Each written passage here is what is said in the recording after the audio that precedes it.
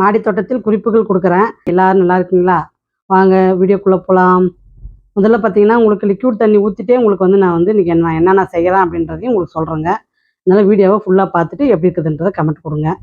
Liquid தண்ணி கண்டிப்பாக வாரத்துக்கு ஒரு டைம் கண்டிப்பாக ஊற்றியே ஆகணுங்க. ஊற்றினா மட்டும்தான் கத்திரி செடியில் நம்ம காய் எதிர்பார்க்க முடியுங்க. அதாவது வாரத்துக்கு ஒரு டைம் நம்ம அறுவடை நல்லா ஃபுல்லாக எடுக்கணும் அப்படின்னு எதிர்பார்த்தோம்னா, கண்டிப்பாக ஒரு தடையாவது நம்ம வந்து லிக்விட் தண்ணி கொடுக்குறது கட்டாயங்க என்னை பொறுத்த வரைக்கும் கேட்டால். ஏன்னா நான் அப்படிதாங்க யூஸ் பண்ணிட்டு அறுவடை பண்ணிட்டு வரேன். ஏன்னா என்னுடைய அறுவடையை நீங்க பார்க்கும்பொழுது ரொம்ப சந்தோஷப்படுறீங்க. நீங்களே அறுவடை பண்ண மாரி ஒரு ஃபீல் பண்றீங்க. அதெல்லாம் படிக்கும்போது எனக்கு ரொம்ப சந்தோஷமா இருக்குதுங்க. அதனால தான் உங்களுக்கும் வந்து இது யூஸ் ஆகணுன்றதுனால, நான் என்னென்ன பண்றேன் என் மாடி தோட்டத்தில அப்படின்றதையும் நீங்க வந்து கவனிக்கிறீங்க அப்படின்றதுனால, நான் உங்களுக்கு அது ஒரு வீடியோவாவே குடுக்க ஆரம்பிச்சுட்டேங்க. ஏன்னா அவங்க வந்து மாடி தோட்டத்த கொஞ்சம் மெதுவா சுத்தி காட்டுங்க. நாங்க நல்லா பார்க்கணும் செடிங்கள அப்படின்னு கேட்டதுனால, அவங்களுக்கு வேண்டி இந்த மாடி தோட்டத்த சுத்தி காட்டினே உங்களுக்கு வந்து நான் லிக்விட் தண்ணி ஊத்துறேங்க. ஏன்னா, உங்களுக்கு வந்து தண்ணி மட்டுமே ஊத்துறதும் காமிச்சாலும் உங்களுக்கு போர் அடிக்குங்க. அதனால வந்து செடிங்களையும் நான் காமிச்சுட்டே உங்களுக்கு வந்து நான் தண்ணி ஊத்துறேங்க இன்னைக்கு. நீங்களும் அப்படியே செடிய பார்த்துட்டு வாங்க. இந்த அதாவது அந்த அளவுக்கு வந்து கத்திரிக்காய் அறுவடை இருக்குதுங்க. நல்ல அறுவடை. நம்ம சந்தைக்கு போய் காய் விக்கிற அளவுக்கு அறுவடைங்க. அதனால நீங்க வந்து மிஸ் பண்ணிடக்கூடாதுங்க. எல்லாருமே கண்டிப்பா புதன்கிழமை அந்த வீடியோ வருங்க பாருங்க. வீடியோவுக்கு ஆதரவு கொடுக்குற அத்தனை உள்ளவங்களுக்கும் ரொம்ப ரொம்ப நன்றிங்க. விதை வேணுன்னா வாட்ஸ்அப் நம்பர் கொடுத்துருக்குறோம் பாருங்கள். ஹாய்னு ஒரு மெசேஜ் கொடுங்க. உங்களுக்கு கேட்லாக் வந்துடுங்க. விதையை வாங்கிக்கலாங்க. நான் வந்து உங்களுக்கு அதையுமே பாருங்கள் தூக்கி தூக்கி காட்டுறேன் பாருங்கள். நீங்கள் எதையுமே டவுட்டே நீங்கள் கேட்க வேண்டிய அவசியம் இல்லாத அளவுக்கு நான் வந்து உங்களுக்கு கிளியராக உங்களுக்கு வந்து வீடியோ காட்டுறேங்க. நீங்கள் அந்த பேக்கில் நான் என்னென்ன போட்டிருக்கேன் அது வரைக்கும் பார்க்கலாங்க. நான் ஏன்னா இந்த ஒருத்தர் பேக்கில் என்ன போட்டிருப்பாங்க இவ்வளோ காயை வர்றதுக்குன்னு கூட நீங்கள் எதிர்பார்ப்பீங்க. அதனால் வந்து பார்த்தீங்கன்னா பேக்கையும் நீங்கள் அழகாக பார்த்துக்கலாங்க. இதுக்கு வந்து பார்த்தீங்கன்னா 1,5 லிட்டர் தண்ணி ஊற்றிருக்கிறேங்க லிக்விட் தண்ணி. இதில் வந்து பார்த்தீங்கன்னா வாழைப்பழத்தோலும் வெங்காய சரகு பூண்டு சரகு மேலே மிதந்திருந்தது பூரா பார்த்தீங்கன்னா வாழைப்பழத்தோடு வெங்காய சரகு பூண்டு சரகுங்க. தக்காளி பழம் 1, 2 வந்து பார்த்தீங்கன்னா அடிப்பட்ட மாதிரி இருக்கிறத நான் அதிலே போட்டுருவேன். ஏன்னா விதை வந்து முளைச்சிச்சுன்னா நம்ம பிடுங்கி நடுறதுக்கு ஈஸியாக இருக்குதுன்றதுனால நான் தக்காளி பழம் எதுனா அழுகின தக்காளி பழமாக இருந்தால் நான் அதிலே போட்டுருவேங்க. அதை வந்து தக்காளி பழ விதை வந்து அதிலே முளைச்சிருதுங்க. அதனால நான் அதை பிடுங்கி நான் நட்டுக்குவேங்க. தக்காளி விதை பொறுத்த வரைக்கும் நான் தனியாக விடுறது இல்லைங்க. இந்த மாதிரி தான் தக்காளி விதை நட்டு வைக்கிறேங்க. அதில் அதில் வந்த செடி தாங்க இந்த தக்காளி செடி. காய் வச்சிருக்குது பாருங்க. நல்லா காய் வைக்கிறதுல நல்லா காய் வைக்குதுங்க தக்காளி. அதனால தான் நான் வந்து அந்த மாதிரி ட்ரை பண்ணிகிட்டே வரேங்க. எதுக்குமே நான் வந்து வேஸ்ட் பண்ணுறதில்லன்னு சொல்லலாங்க. அந்த மாதிரி சொல்லிக்கலாங்க. ஒவ்வொரு பேக்கும் ஒவ்வொரு லிட்டர் அளவா ஊத்துனா போதுமானதுங்க. இது ஊத்தும்போது நம்மளுக்கு என்ன மண்ணுக்குள்ள நடக்கும் அப்படின்னா, அந்த மண்ணு வந்து சாஃப்ட்டா பண்ணுங்க. 2வது வந்து அந்த மண்புழு வந்து நல்லா உற்பத்தி ஆகுறதுக்கு இது பெருசா உதவி பண்ணுதுங்க. அதனால தான் இது நான் மறுபடியும் ஒரு வீடியோலாம் சொல்லிட்டே இருக்கிறதா இருக்குதுங்க. ஏன்னா, நீங்க மறுபடியும் பார்க்கும்போது அடுத்த கேள்வி என்ன கேட்குறீங்கன்னா, என்ன உரம் குடுக்குறீங்க? என்ன லிக்விட் தண்ணி ஊத்துறீங்க? அப்படின்றது தான் வருதுங்க. அதனால தான் உங்களுக்கு நான் வீடியோவிலயும் ஒவ்வொரு வீடியோலுமே சொல்லிட்டு வரேன். ஏன்னா, புது சப்ஸ்கிரைபர்களும் வரீங்க, பழைய சப்ஸ்கிரைபரும் பார்க்குறீங்க.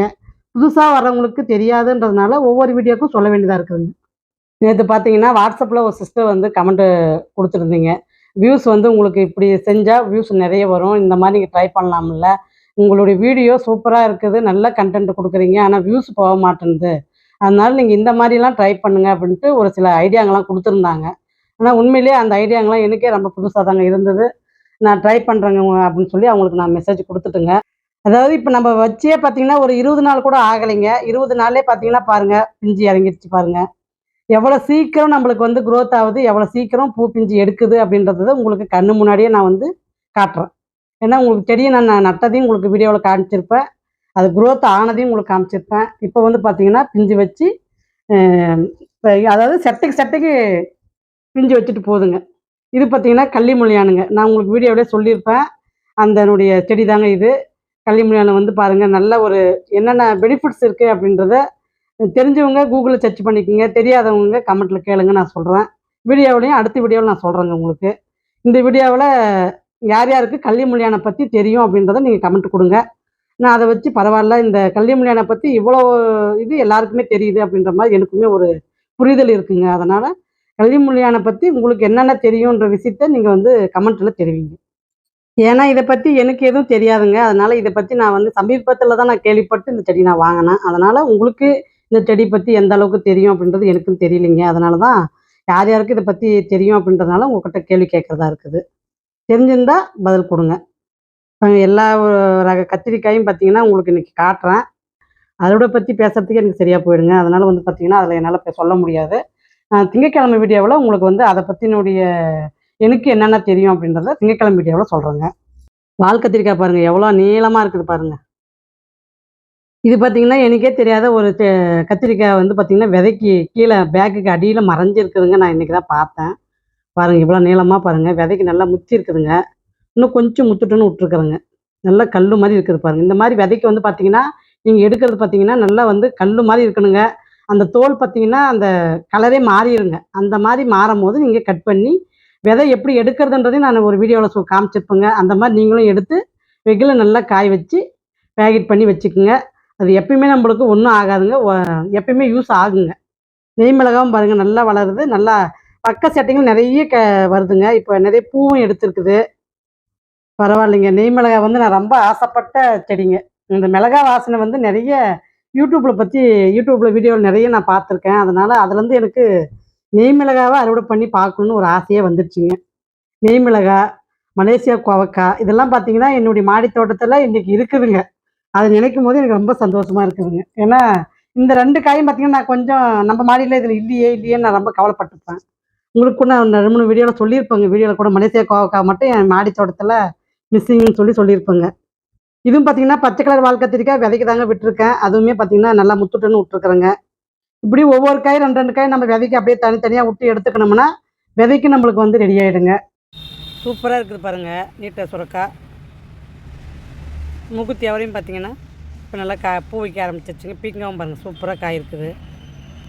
லிக்விட் தண்ணி மட்டும் கொடுத்துட்டு வந்தோம்னா செடிங்களை இந்த அளவுக்கு நம்ம நல்லா வந்து பார்த்திங்கன்னா செழுமையாகவும் பார்க்கலாம், பச்சை பசேனும் பார்க்கலாம், பூ அதிகமாக வைக்கக்கூடிய செடிகளையும் பார்க்கலாம், காயும் நிறைய வைக்கிற செடிகளையும் பார்க்கலாம். இதுதாங்க அந்த லிக்விட் தண்ணியில் இருக்கிற ஒரே ஒரு மந்திரம்னு கூட சொல்லலாங்க. சூப்பராக பாருங்கள் காய் என்ன அழகாக தொங்கிட்டு பாருங்கள். 13 வகையான கத்திரிக்காய் உங்களுக்கு வந்து அறுவடைக்கு ரெடியாக இருக்குதுங்க. உங்களுக்கு புதன்கிழமை அந்த வீடியோ வருங்க, அறுவடை வீடியோ பாருங்கள். சூப்பராக இருக்குங்க. அதாவது சந்தைக்கே போய் விற்கிற அளவுக்கு கத்திரிக்காய் அறுவடைங்க. அந்த அளவுக்கு காய்ங்களாம் அவ்வளோ தரமாக இருந்ததுங்க. சூப்பரான கத்திரிக்காய்ங்க. கத்திரிக்காய் நிறைய பேக் இருக்கிறதுனால கத்திரிக்காய் தாங்க அதிகமாக காய் கொடுக்குது. சூப்பரான ரகம் பாருங்கள். வாட்ஸ்அப் நம்பரை கொடுத்துருக்குறோம் பாருங்கள். வேணுன்றவங்க வாட்ஸ்அப் நம்பரை தொடர்பு கொள்ளலாங்க. ஆடிப்பட்டம் பார்த்திங்கன்னா சூப்பராக வந்து ஒரு 10 வகையான விதை நடுற வீடியோ உங்களுக்கு வந்து கேஆர் கிச்சனில் உங்களுக்கு போட்டுருக்குறேங்க. பார்க்கணுன்னு ஆசைப்பட்றவங்க அதையும் பாருங்கள். ஏன்னா வந்து பார்த்திங்கன்னா விதை நடுறதையும் பார்த்தா மட்டும்தான் உங்களுக்கு என்னென்ன விதை இந்த படத்தில் நடலான்ற ஒரு ஐடியா கிடைக்குங்க. அதுக்கு வேண்டி உங்களுக்கு இந்த வீடியோவில் சொல்கிறேங்க. பழக்கிற பாருங்கள், ஒவ்வொரு இலையும் எவ்வளோ பெருசு இருக்குது பாருங்கள். ஆட்டெரு கொடுத்தோம்னா இந்த அளவுக்கு நம்ம செழுமையாக நம்மளால் அறுவடை பண்ண முடியுங்க. எவ்வளோ பெரிய இலையாக இருக்குது பாருங்கள், ஒரு லீஃபே. சூப்பரான பழக்கீரைங்க. இந்த மாதிரி வந்து நிறைய புது ஐட்ட விதைகளை நான் வந்து ட்ரை பண்ணியிருக்கிறேங்க. இப்போ வந்து பார்த்திங்கன்னா உங்களுக்கு தோராயத்துக்கு சொல்கிறேன் பாருங்கள். ஒரு புடலங்காயே பார்த்திங்கன்னா 4 வகையான புடலங்காயை நான் இப்போ விதை நட்டுருக்குறேங்க. அந்த மாதிரி புடலங்காயிலையுமே இப்போ வந்து வெரைட்டியாக காட்டணுன்றதுக்கு வேண்டி காட்டணுன்றதை விட நான் அழகாக பார்க்கணும் அப்படின்றது எனக்கு ஒரு ஆர்வம் இருக்குதுங்க. இப்போ அதனால தான் 4 வகையாக இப்போ வந்து புடலங்காயே ட்ரை பண்ணியிருக்கிறேங்க. பீங்காயை 2 வகையாக ட்ரை பண்ணியிருக்கேன். அது என்னென்னன்றது நீங்கள் போய் வீடியோவில் பார்த்து தெரிஞ்சுக்குங்க. எப்படி நான் விதை போடுறன்றதையும் தெரிஞ்சுக்குங்க. ஏன்னா வீடியோவில் வந்து பார்த்திங்கன்னா விதையை ஒன்றும் எப்படி போடுறதுன்னு இன்னும் சில பேர் டவுட் கேட்டுட்டு தான் இருக்கீங்க. ஊற வச்சு போடுறதா, சின்ன பாட்டில் போடுறதா, பெரிய பாட்டில் போடுறதா அப்படின்ற டவுட்லாம் இன்னும் கேட்டுட்டு தாங்க இருக்கீங்க. அதனால தான் நான் வீடியோவிலேயே உங்களுக்கு வந்து காமிச்சு நான் விதையை போடுறேங்க. நான் இன்னும் எந்த இதையும் உங்களுக்கு நான் மறைச்சி விதையை போட்டு உங்களுக்கு அப்படியே நான் காட்டுறதில்லைங்க. போடுறதையும் விதை முளைக்க வைக்கிறதையும் காட்டுறேங்க, பிடுங்கி நடுறதையும் காட்டுறேன், காய் பறிக்கிறதையும் காட்டுறேன், பராமரிக்கிறதையும் காட்டிட்டு தாங்க வரேன். அதனால் வீடியோவை ஃபாலோ பண்ணிங்கன்னா மட்டும்தான் உங்களுக்கு நான் என்ன பண்ணுறேன் அப்படின்றது உங்களுக்கும் தெரியும். நீங்களும் உங்களுடைய மாடித்தோட்டத்தில் என்னெல்லாம் பண்ணலாம் அப்படின்ற ஒரு ஐடியாவும் கிடைக்குங்க. இதில் பார்த்திங்கன்னா ஒரு கமெண்ட் கொடுத்துருந்தாங்க. என்ன கமெண்ட்டுன்னா, உங்களுக்கு வேறு வேலை இல்லைங்களா அப்படின்ற மாதிரி கேட்டிருந்தாங்க. அதாவது என்னுடைய கார்டனில் நான் அறுவடை வீடியோ போடுறது, அவங்களுக்கு செடியை பராமரிக்கிறது, காட்டுறது இதெல்லாம் பார்க்கும்போது அவங்களுக்கு என்னென்ன தோணுதுங்களாம், நான் முழு நேரமும் கார்டன்லேயே இருக்கிற மாதிரி அவங்களுக்கு வந்து தோணுதுங்களாம். ஏன்னா நீங்கள் வேறு எந்த வேலையும் செய்கிற மாதிரி தெரியலிங்க, கார்டன் ஒர்க்கு மட்டும்தான் செய்கிற மாதிரி தெரியுது அப்படின்ற மாதிரி கமெண்ட்டு கொடுத்துருந்தாங்க. ஆனால் நான் வந்து பார்த்திங்கன்னா செய்கிற நேரம் பார்த்திங்கன்னா 10 நிமிஷம் தாங்க. 10 நிமிஷத்தில் நான் முடிச்சுட்டு வந்துடுவேங்க. எல்லாத்துக்குமே சொட்டு நீர் போட்டு விட்டுங்க. கேட்டு வால் மட்டும் ஆன் பண்ணோம்னா எல்லாமே தண்ணி பாஞ்சிக்குங்க. அதனால் பார்த்திங்கன்னா இந்த லிக்விட் தண்ணி ஊற்றுற அன்றைக்கி மட்டும்தான் நம்மளுக்கு வந்து ஒரு அரை மணி நேரம் வேலை வருங்க. மற்றபடிக்கு டெய்லியுமே நம்மளுக்கு 10 நிமிஷம் தாங்க வேலை. பெருசாக மாடி தோட்டத்தை வச்சுட்டோம் ஃபுல் டே அதிலே தான் இருக்கணும் அப்படின்றதெல்லாம் கிடையவே கிடையாதுங்க. அவங்களுக்கு அப்படி தோணுதுங்களாம். இந்த மாதிரி செடியை செழுமையாக பார்க்குறதுக்கும் அறுவடை பண்ணுறதுக்கும் அவங்களுக்கு வந்து அப்போ எனி டைம் இவங்க வந்து கார்டன்லேயே இருப்பாங்க போலக்குது அப்படின்ற மாதிரி அவங்களுக்கு தோணுதுங்களாம். அப்படிலாம் ஒன்றும் கிடையாதுங்க. ஈஸியாக ரன் பண்ணக்கூடியது மாடித்தோட்டங்க. நான் 10 நிமிஷம் தான் கேட்டு வால் ஆன் பண்ணிட்டு கீழே இறங்குவேன். அவ்வளோதாங்க அதுக்கு வேலையே. எனக்கும் பல வேலை இருக்குதுங்க. வெளியில் போவேன் வருவேன். அதனால நிறைய வேலை இருக்குதுங்க எனக்கும். இதே வந்து நான் பார்த்துட்டுலாம் இருக்க முடியாதுங்க. பாருங்க காய் எவ்வளோ பெருசு இருக்குது பாருங்க. பச்சை கத்திரிக்காயும் பார்த்தீங்கன்னா சூப்பராக இருக்குதுங்க. நான் சமையலில் பார்த்தீங்கன்னா எல்லா ரக கத்திரிக்காயும் போட்டு ஒரு கூட்டு பொரியல் செஞ்சேங்க. அது வந்து பார்த்தீங்கன்னா அவ்வளோ அருமையாக இருந்ததுங்க. அதாவது பச்சை கலரு, வெள்ளை கலரு, நீல கலரு, வரி நீல கலரு, கருப்பு கலரு அப்படின்னு எல்லா கலரையும் போட்டு கலர் கலராக கத்திரிக்காய் வறுவல் செஞ்சேங்க. சூப்பராக இருந்ததுங்க டேஸ்ட்டு. அத நான் வீடியோ எடுக்கலைங்க. நான் எடுக்கலான்னு நெனச்சேன். அதுக்கப்புறம் சரி கத்திரிக்காய் வறுவல் எல்லாருக்குமே தெரியும் அப்படின்றதுனால நான் எடுக்கலைங்க. வேணுனா நான் இன்னொரு டைம் அது மாரி செய்யும்போது உங்களுக்கு நான் எடுத்து உங்களுக்கு அதையுமே காட்டுறேன். ஒரு ஷார்ட்டாவாவது போட ட்ரை பண்றேன். ஏன்னா, அது பார்க்கும்போது அவ்வளோ ஒரு கலர்ஃபுல்லா இருந்ததுங்க. பூச்சி அடிக்காத ஒரே காய் கூட பூச்சி இல்லாத எல்லா காயுமே சூப்பரா இருந்ததுங்க. அந்த வெள்ள கத்திரிக்காய் பார்த்தீங்கன்னா, முள்ளங்கி மாரியே இருந்ததுங்க. சூப்பரா இருந்ததுங்க அது.